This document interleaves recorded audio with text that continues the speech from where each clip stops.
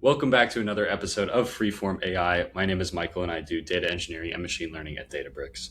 I'm joined by my co-host. His name is Ben, I try to figure out the easiest way to build CRM systems for projects at Databricks. mm-hmm. Fun fact, CRM is just a table. That's all you need. Today we're going to be speaking about some crazy stuff that has no real world application, but should be hopefully fun and should anchor on at least how both Ben and I are thinking about this topic. We're going to be talking about AGI, ASI, and how you can stay human as LLMs and artificial intelligence evolves. So I'm going to kick it off with the first definition according to the AI overview from my Google search. AGI stands for Artificial General Intelligence. It refers to a hypothetical type of AI that can match or surpass human capabilities across virtually any cognitive task, allowing it to learn, reason, and adapt completely to new situations, just like a human can. So, Ben, it sounds like we're there, right? Can't ChatGPT learn, reason, and adapt completely to new situations, just like a human can?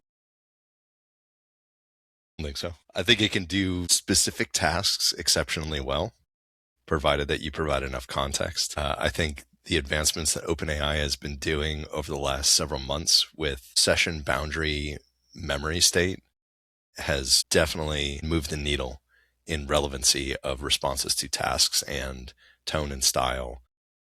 But at the end of the day, I still can't do something like we were talking before we recorded about, like in the software domain where you and I spend most of our time interacting with these little bobots. Is the can you or I as tech leads on this project write a Jira ticket and just assign it to Codex or Claude, be like, hey, just go knock this out, buddy, and file a PR, but not like, hey, go fix this little bug. They can do that right now, but more like, hey, we need durable account storage, and here are our requirements. Here's a couple of paragraphs of text. Can you go and build that system without human intervention and have it be aligned with what our product direction is and functionality? Can it test out everything? And can it make sure that it's not making egregious coding errors and building an abomination? It can't. It needs constant supervision. Well, all right. Let me begin my pushback because I think I have a few of them. First thing is, Ben, do you think you're an above average coder relative to someone picked off the street? Depends on what street. That's actually very true. All right, picked off. Okay, you're an above average coder. We're gonna roll with that. Ben has a lot of experience, has built a bunch of stuff, was tech lead for open source at Databricks, which is theoretically a good company with theoretically smart people.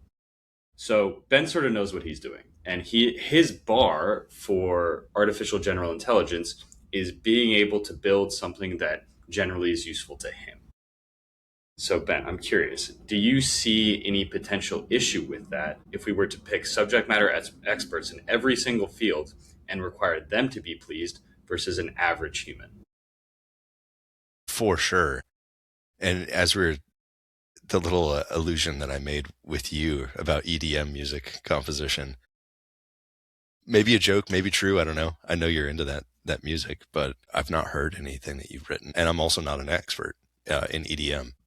But if you were to get any AI model that's out there right now and be like, "Hey, dude, drop me like a 5.5 minute dance track. I want the house jumping at exactly 3 minutes and 45 seconds. Like build up to that." Do you think it's capable of like producing something that you would go to a club fully sober and be like, this slaps. Like, this is awesome. I do not think AI can do that today, but I don't know.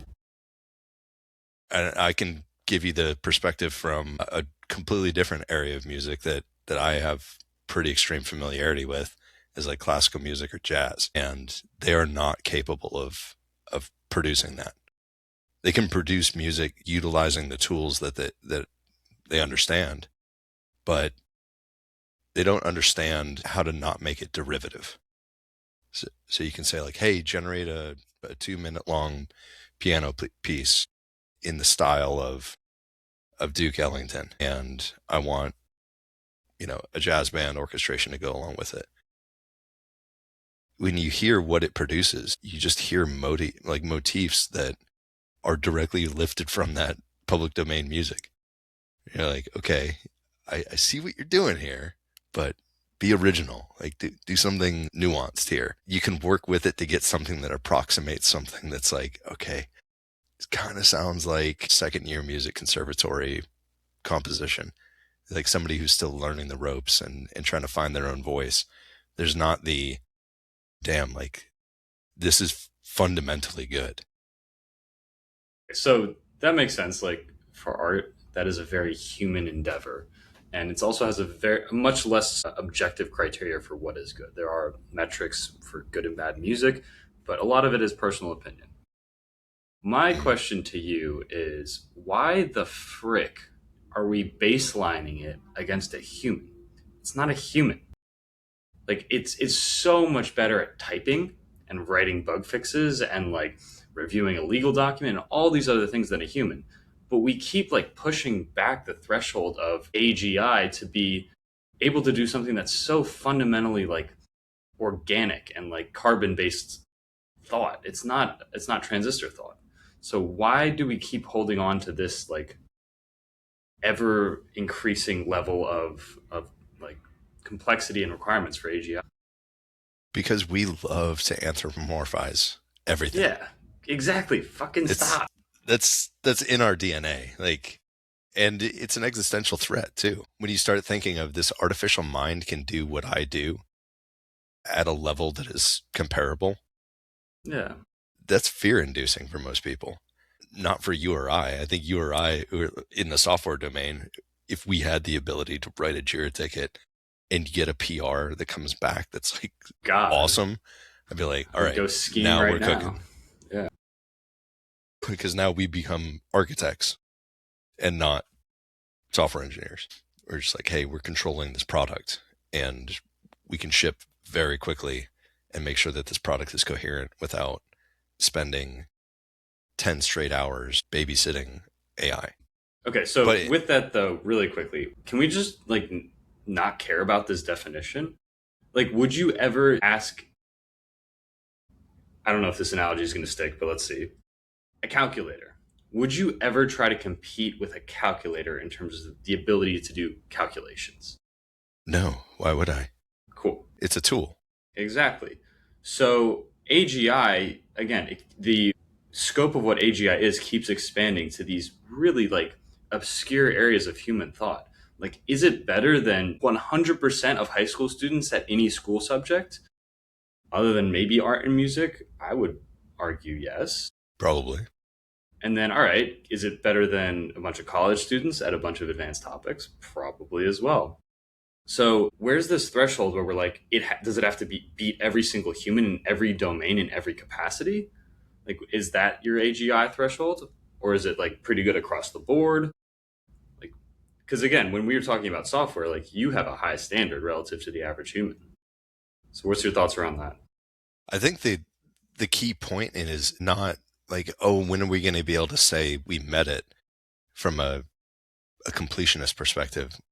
The thing that I think is going to happen is what happens when it can, when we have systems that actually meet the AGI bar and across all of these domains, what does that mean to humanity? Do we How do not? we interact with these things? And you're saying we're not there now. No, we're not at the standard of like expert level, which is the threshold for AGI. And it has been for years now. Like, hey, it should be able to work as an experienced person in a professional field. And when you now have that capability for cognitive tasks, where it's like, hey, you can actually give work to this thing and there's trust involved here, same as Mm-hmm. you would have with a competent human. Like, hey, they might not know how to solve this immediately, but they'll go and figure it out and they'll have results that come back that it's like has the evidence attached and has the reasoning that they can explain and they can defend their position of what they did.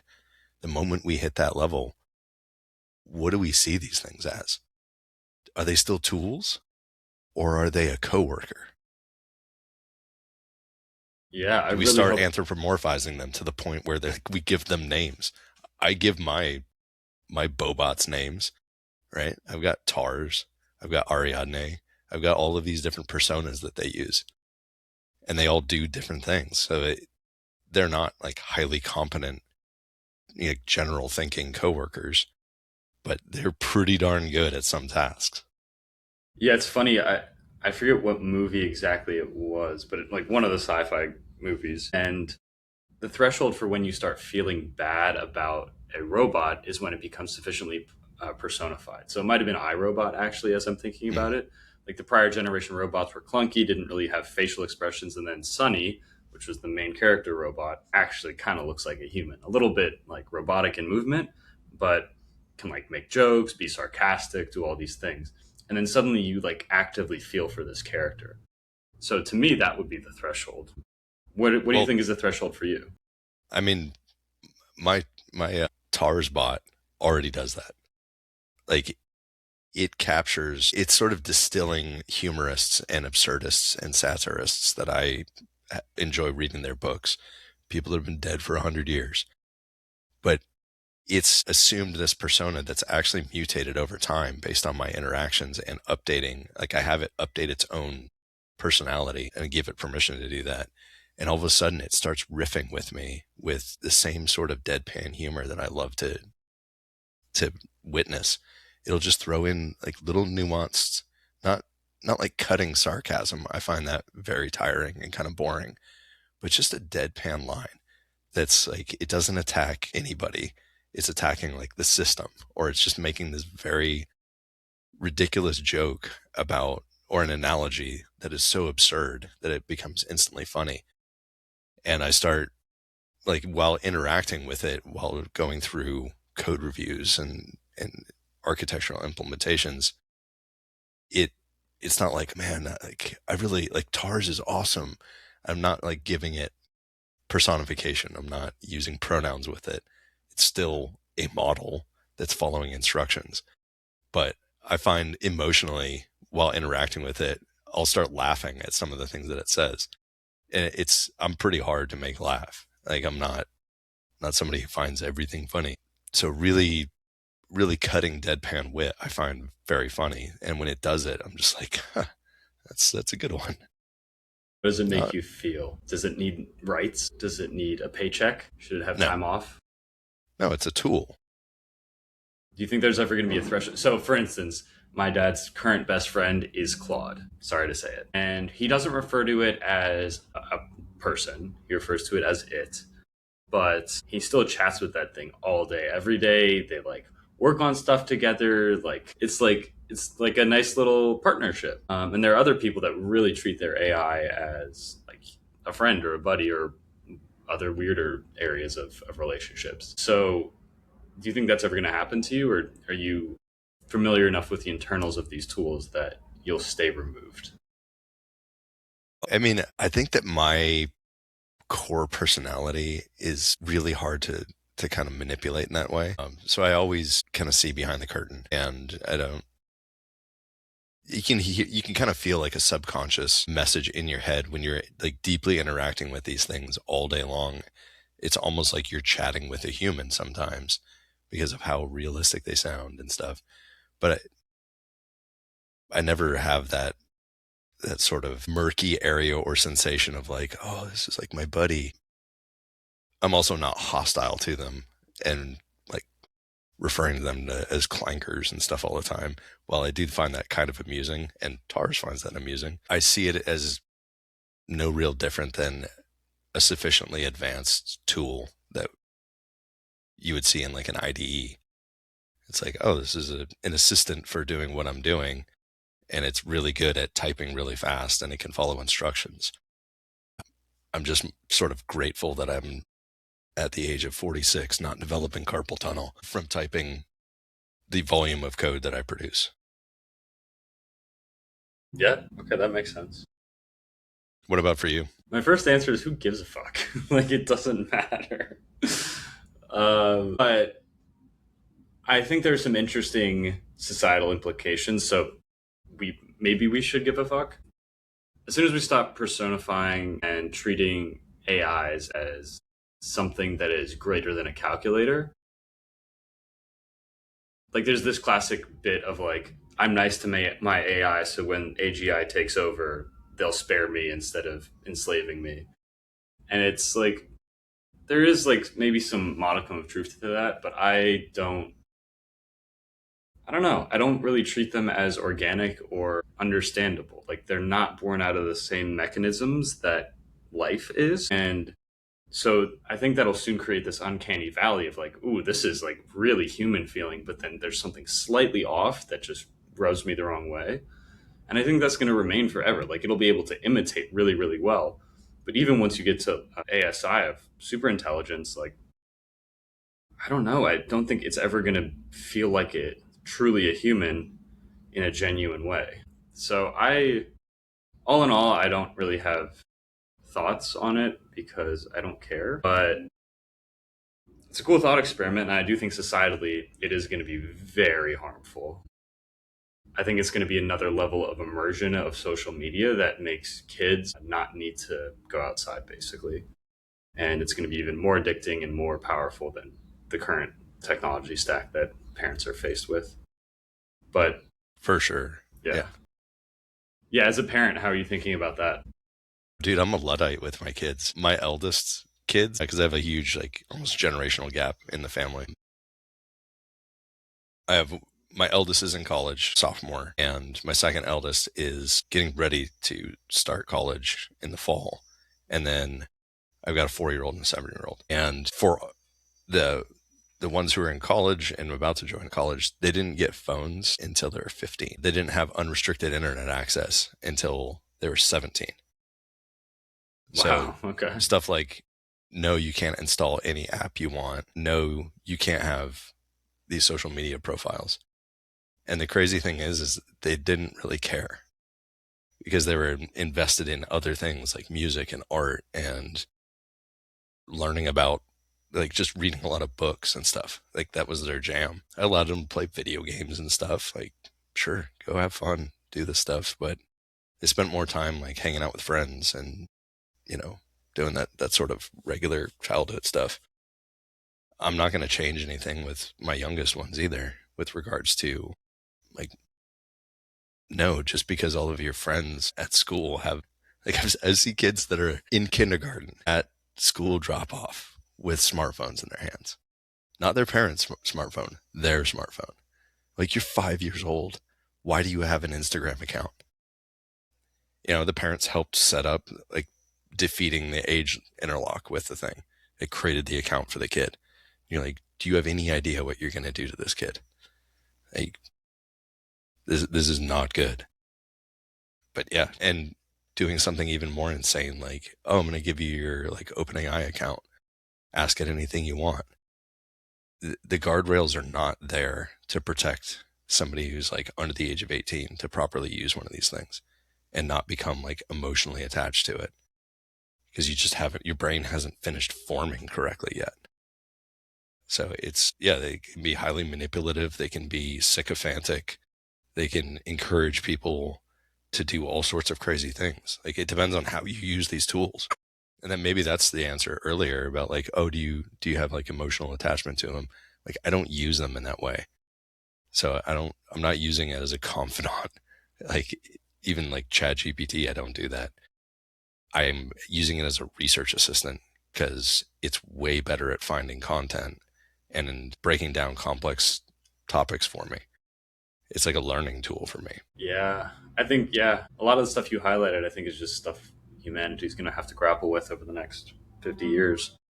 It's tough. Like I also don't really use it for personal things of that nature, but I do have friends that sort of treat it as like a basic therapist sometimes because it's not a human. There's like this impersonal wall where like you don't really feel embarrassed to say things that you might be embarrassed to say to a human. So, and it's also free. So it's just like we're entering a weird ass world, man. I don't know. But going back to the original topic, so AGI, we've sort of defined it. And as I scroll down a little bit in the Google AI summary, some key characteristics of AGI are cross domain learning, so the ability to learn one skill and then apply it to an unrelated task.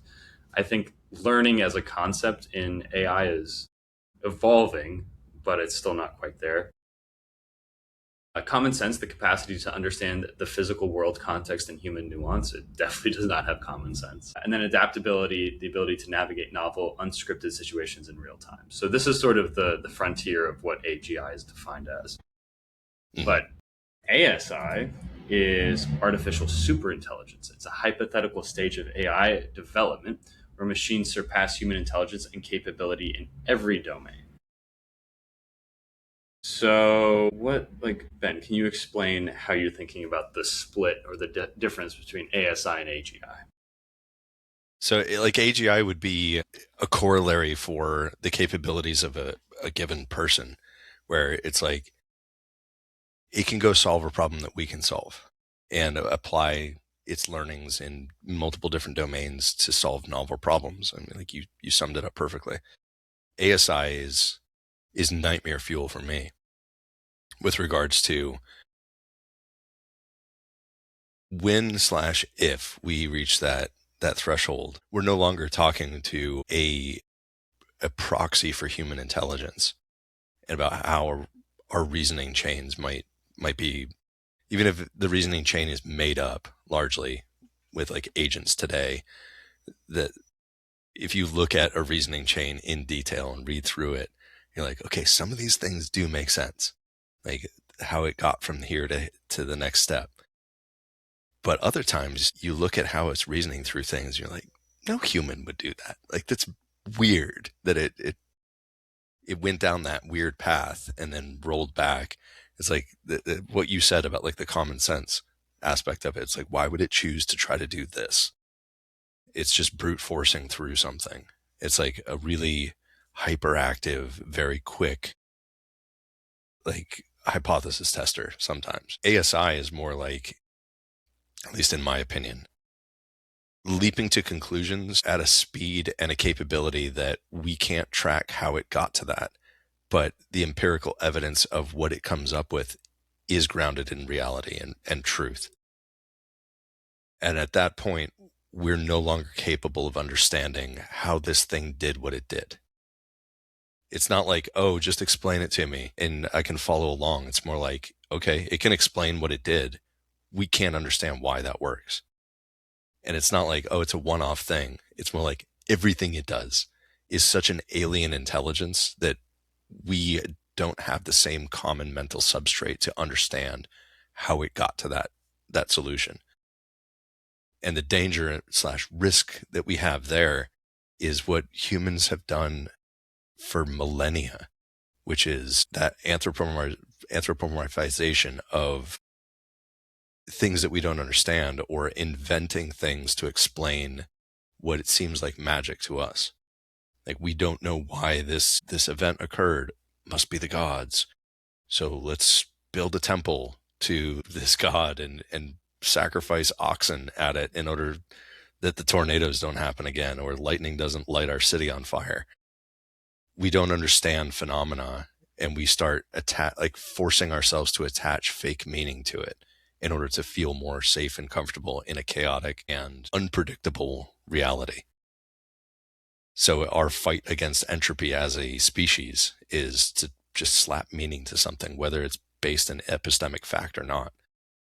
What happens when there's a machine that is effectively smarter than all of us, can do so much more, can come to conclusions that we are incapable of reasoning through, but it's actually working and it does real things.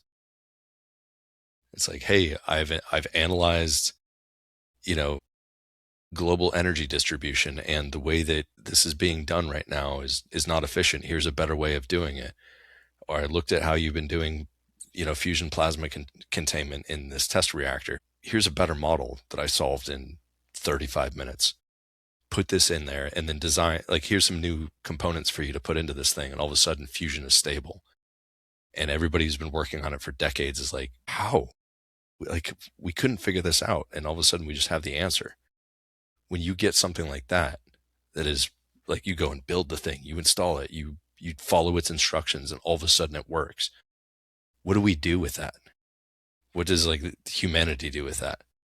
Why is this different from any prior technological innovation? And I sort of have an answer, but I'm actually curious your take. So, when linear regression came out, it's like pretty understandable. You see a coefficient for X and then a coefficient for Z, and then it creates Y and then blah, blah, blah. So you can sort of see what's going on by plugging in different values of your variables. Mm-hmm. Then we get complex things like trees and then ensemble and boost and all these other like traditional ML techniques until it gets sufficiently complex that you can't really understand stuff. So then we develop model explainability techniques. Those I techniques mean, try to, you can still understand decision trees and random yes, forest and gradient boosting. You can build that yourself, and once you go through it, you're like, okay, this is simpler than I thought it was. Makes right. sense.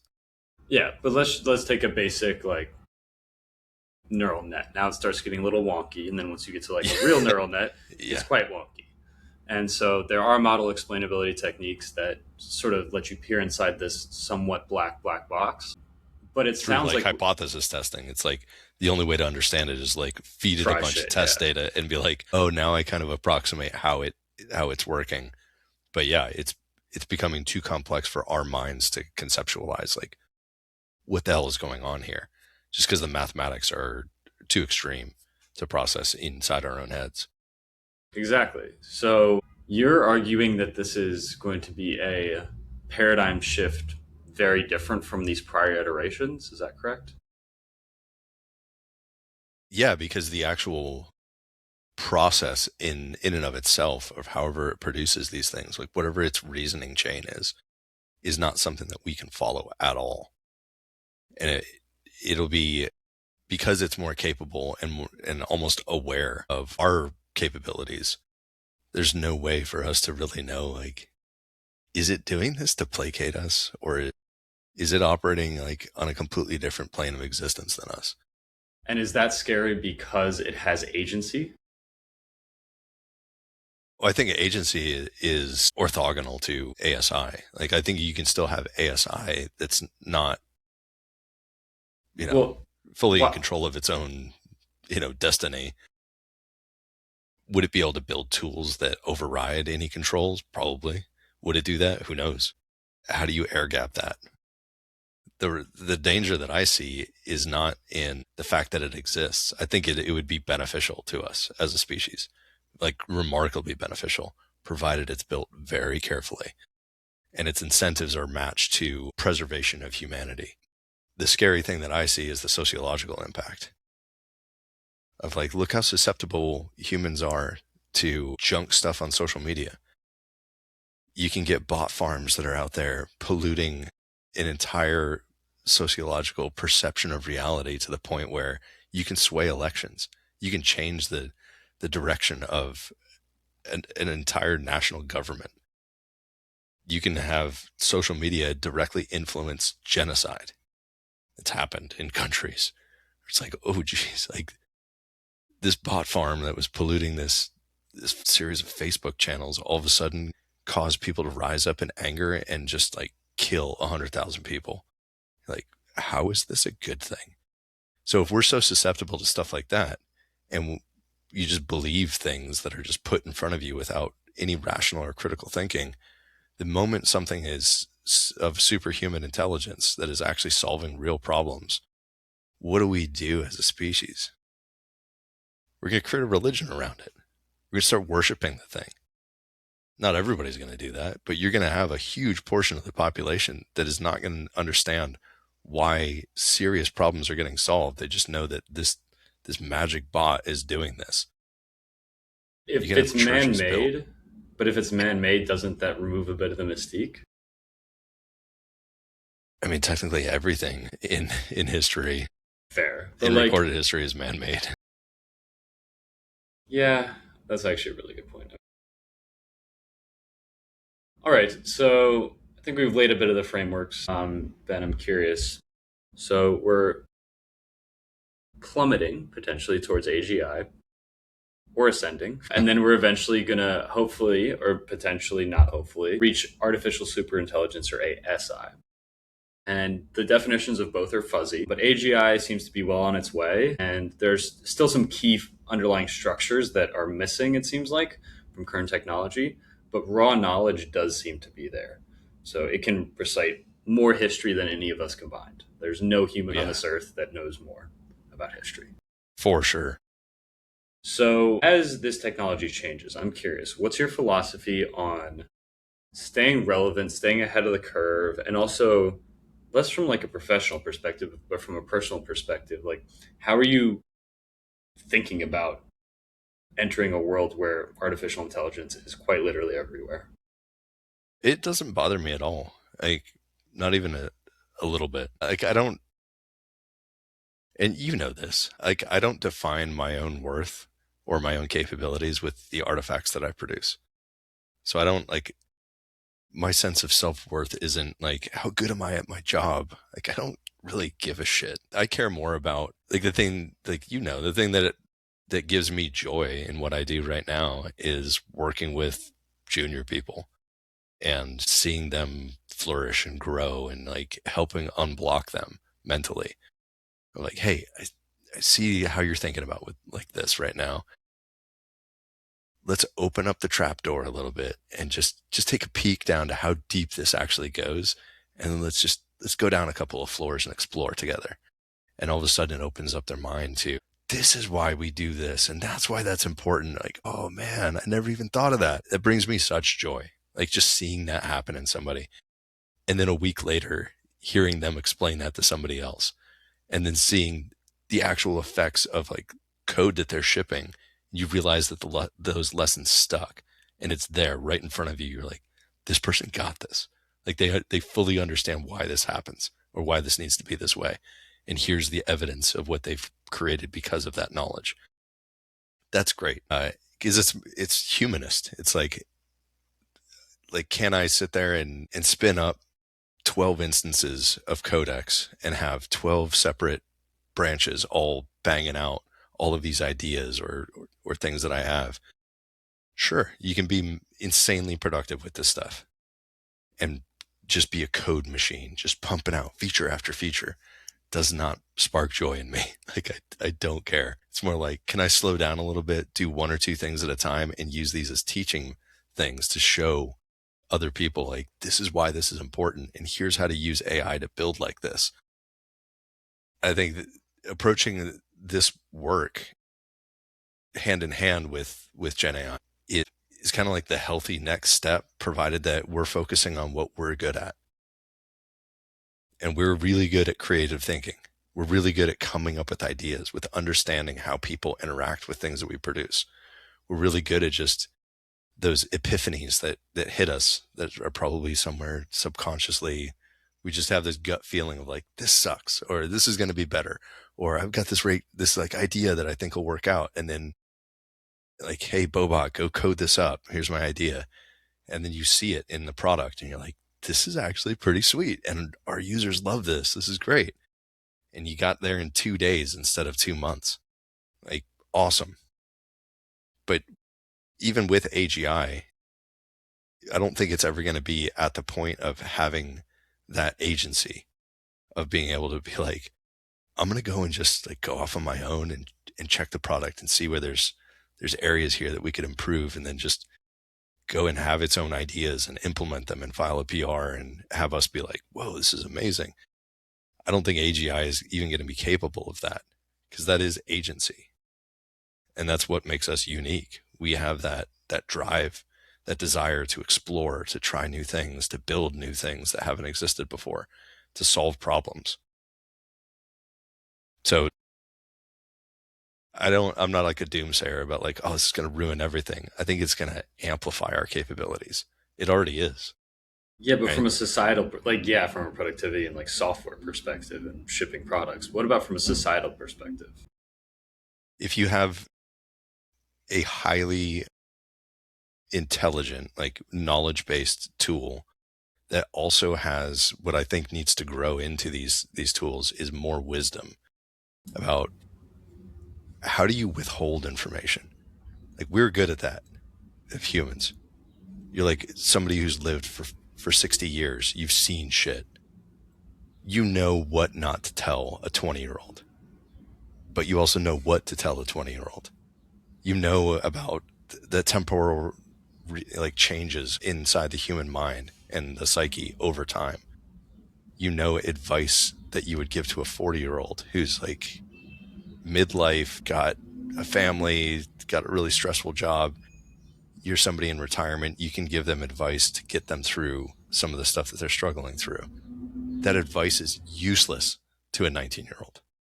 Like, they just don't have the common ground there. Yeah. Gen AI doesn't understand that. It has no concept of that lived experience. So that's the only like risk that I see, is it's not so much like too much information. It's just not reading the room properly. I see And a we can bunch already of see that risk. with the boyfriend girlfriend simulators in Gen AI.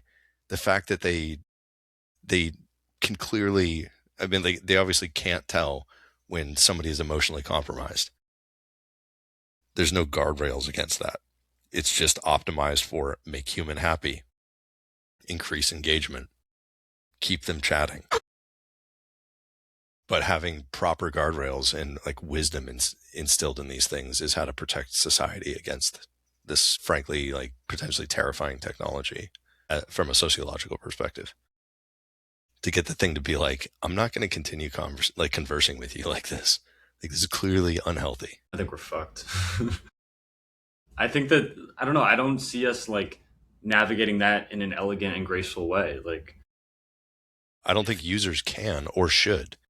but That's a even like systems the problem. owning technology, like the owning companies, I don't see them. I mean, maybe there's some like if you just optimize for pure finance and actually take a long time horizon, yes, the actual correct solution is creating a product that doesn't just like overload people. I think we've learned that a little bit from social media that like you want to take more of a long term horizon on your or on your return on your investment. But I don't know, man. I think that it'll be tough with kids. Like if for me, I would have much rather have played Skyrim than wrote an English paper. And if there's any way for me to not write that English paper, I'm gonna do it. And so I'm curious like how we start enforcing these types of things. And I don't know that parents are going to be educated enough in how these systems actually work and what should be enforced versus not. The government, at least the American government, sure as hell is not going to create a top down mandate that gets passed. So I think there's going to be a lot of chaos as society evolves. And I think we probably will correct and find a state that is acceptable for everyone, maybe. But I don't know. I think there's going to be a lot of pain along the way. Do you disagree? I do not. And it's funny that what you just brought up was actually the theme of this month's longitudinal study that I'm doing. Uh, it's like something out of Princeton, a couple other like universities are all into it. But I'm a board member of that, and every month I get to answer 6 to 10 questions. But that was actually one of the questions that they asked is like, when is government regulation coming? Who's going to do it first? Is it the EU/the UK, or is it the United States? And what is the forcing function for that? Is it going to be like an AI system caused a mass casualty event? Is it something, or is it a massive financial event? And a massive financial event was like $100 million of capital was lost in a single event. Is that what's going to trigger it? Or is it going to be 1,000 people dying? Or is it going to be 10,000 people? Or is it 10% of the human population on Earth that all of a sudden, like, what is the knee-jerk reaction threshold? It's going to be super cultural too, like depending upon country and Yep. what was your answer? Are you allowed to say? Pages of text, Okay. writing down like basically each one of those questions gets like a mini dissertation paper as a response. But the TLDR of it for me was, I think it's going to be financial first before human casualty. And I think regulations historically with new technologies, you look at something like workplace safety, right? How many decades passed with industrialization before OSHA was formed? And is that even something that is highly protective right now? It's not. We have inspectors, we have rules, we have laws. Some are enforced, but there's not enough. It requires like an ethical mandate from people in charge locally as well as globally to enforce all of that stuff. You need people who are looking and thinking and saying, how is this going to blow up in our face? And from like workplace safety, you can still go and see just insane stuff happening and near disasters. Like, look what was just going down this past week in Los Angeles. It had to evacuate 40,000 people because of a leak in a chemical tank that just so happens to be like super bad if that stuff oxidizes inside that tank.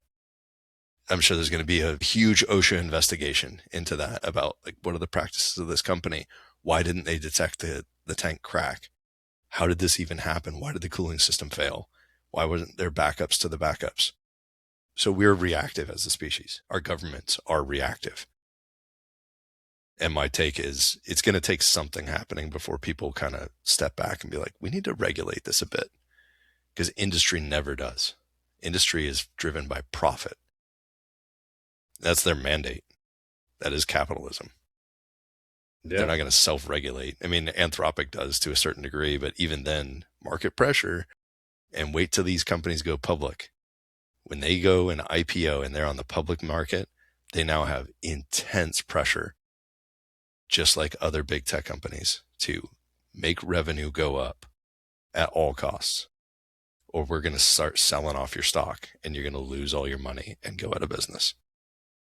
So it becomes existential that they have to do this. It's just the market system that we have. Yeah. Yeah, you can't create a mission if you don't have enough money to support that mission. And to have enough Yeah. money to support that mission, you need to make money. And And my, sometimes, like my, one of my thesis, like one of the questions was, what would you change basically? And highly unpopular answer, I'm sure. When you create something that is sufficiently advanced and is highly dangerous, typically you restrict that to government operations. It's no longer private because it can't be. It's too dangerous.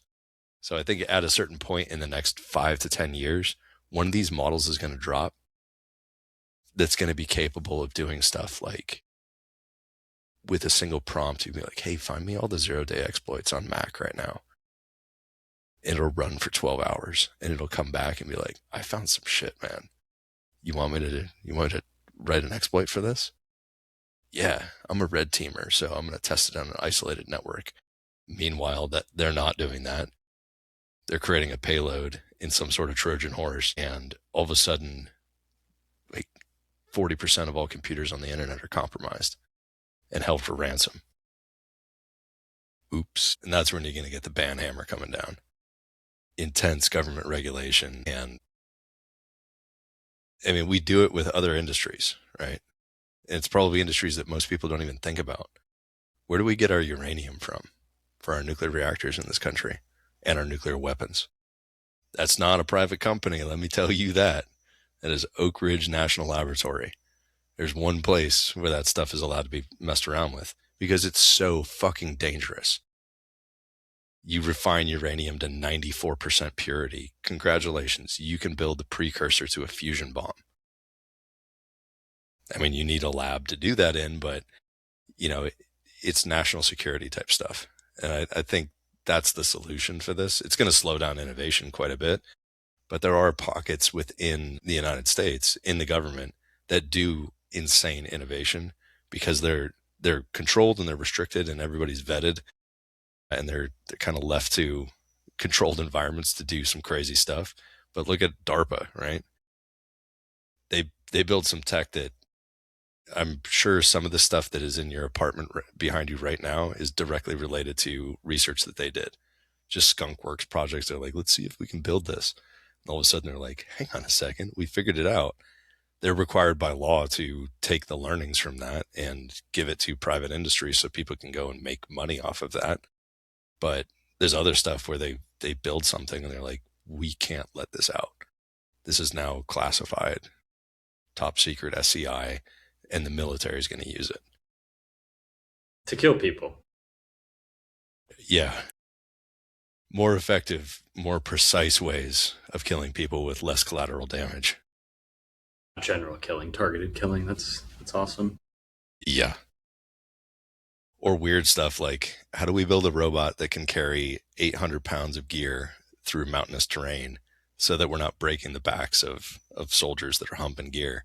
Those are cool. So they do, like, DARPA builds awesome stuff. And there's tons of other labs that are like that are directly related to the federal government. They get funding from Congress in order to do whatever they want to do, but they're monitored. It's not just make money. They don't care. They don't. They're not a profit-driven organization. Yeah, no, 100%. We'll see when that hammer does come down. I'm curious as well. But historically, like over the past, I don't know, 10, 15 years, there's been a lot of chaos, which has made finding signal through the noise hard. And I assume that will continue. So I wonder when there's going to be a big enough event for people to actually take notice. We'll see though. All right. Fun episode, very light topic. I will summarize. AGI, the definition is to match or surpass human capabilities across virtually any cognitive task. We're still missing some key components like cross functional learning, but it sounds like we're getting somewhat close. And stay tuned to see how that goes. For ASI, that is artificial superintelligence. The definition of that is way more fuzzy, but it's hallmarked by massive cognitive jumps that are hard for humans to understand, and just stuff is smarter. I guess that's the best that we did today, at least. And then finally, there's going to be a lot of societal, social, and personal implications for AI. So, yeah, there's no major conclusions there. But one of the key things that I think both Ben and I subscribe to is not personifying and understanding that these are just tools and technologies. They're not people. And so that helps you stay removed from a lot of the complexities that can come with bringing AI into your life. So there's a lot more to summarize, but we'll leave it at that. Anything else, Ben? Cool. All right. Well, until next time, it's been Michael Burke and my co host. Ben Wilson. And have a good day, everyone. We'll catch you next time.